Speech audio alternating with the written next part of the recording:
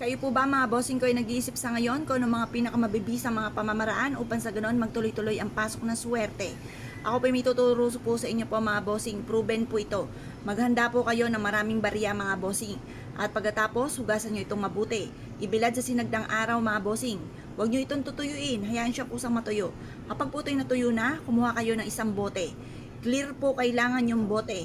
Tapos lagyan nyo ito ng tubig. Mainam ang tubig mga bossing ko ay binilad nyo po sa buwan. Or kaya po sa umaga mga bossing ko, ang tubig na ito ay mainam na nakabilad po dyan. Or kaya po kung wala pa kayong ganyan, o siya, simulan po natin mga bossing. Kumuha po kayo ng isang bote na clear, punuin nyo po ito ng tubig at ilagay nyo po itong ating mga baryang ito. Ito po, iiwan lang natin sa gilid ng ating pong pintuan. Ang dulot po nito ay swerte. Ang tubig mga bossing ko ay kasaganahan para magtuloy-tuloy ang agos ng swerte po sa atin, lalo-lalo na tungkol sa usapin ng pera at maitaboy ang mga kamalasan. Mainam na gamitan natin ito ng tubig, lalo-lalo na kung nakalagay ito sa isang garapon at puno ito ng tubig. Ang barya mga bossing ko ay metal. Ang metal, mas magiging fighter ka sa hamon ng buhay.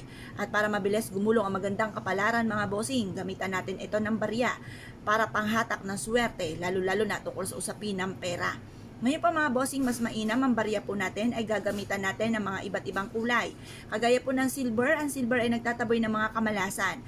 At ang gold for abundance at ang rose gold naman po mga bossing ko ay mabilis sa solusyon sa mga problema.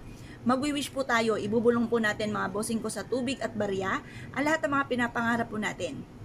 Halimbawa po mga bossing, mababayaran ko na lahat ng aking mga pagkakautang at kailanman na hindi na ako mangungutang pa dahil magkakaroon ako ng napakaraming pera. Ganon ang pagwi-wish mga bossing ko. Or kaya po'y away-away sa inyong pantahanan, i-wish nyo po na matitigil na ang pag-aaway-away at instant na pag-aaway-away ay mamumutawi ang pagmamahalan sa buong pamilya. Ganon po ang pag-wish. Or kaya po ay ganito, kung kayo po'y isa sa mga mananaya, mananalo ako ng limpak-limpak na salapi.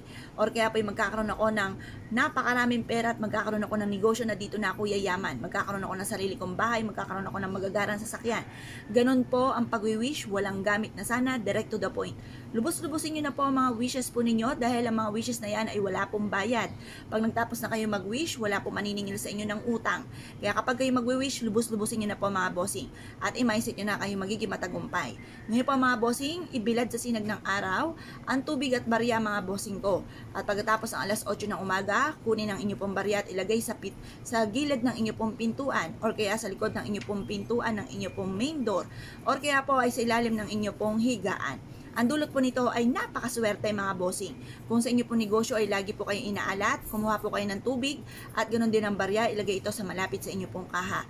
Ang tubig natin ay i-maintain lang natin ang kalinisan upang sa ganoon ay magtuloy-tuloy ang pasok ng swerte. Kapag napansin nyo na maalikabok na, madumi na, umuunti ang tubig, ang gawin nyo lamang ay hugasan nyo po ang ating barya, paltan ng panibagong tubig na napakalinis para magtuloy-tuloy ang swerte po sa atin mga bossing, lalo na tungkol sa usapin ng pera.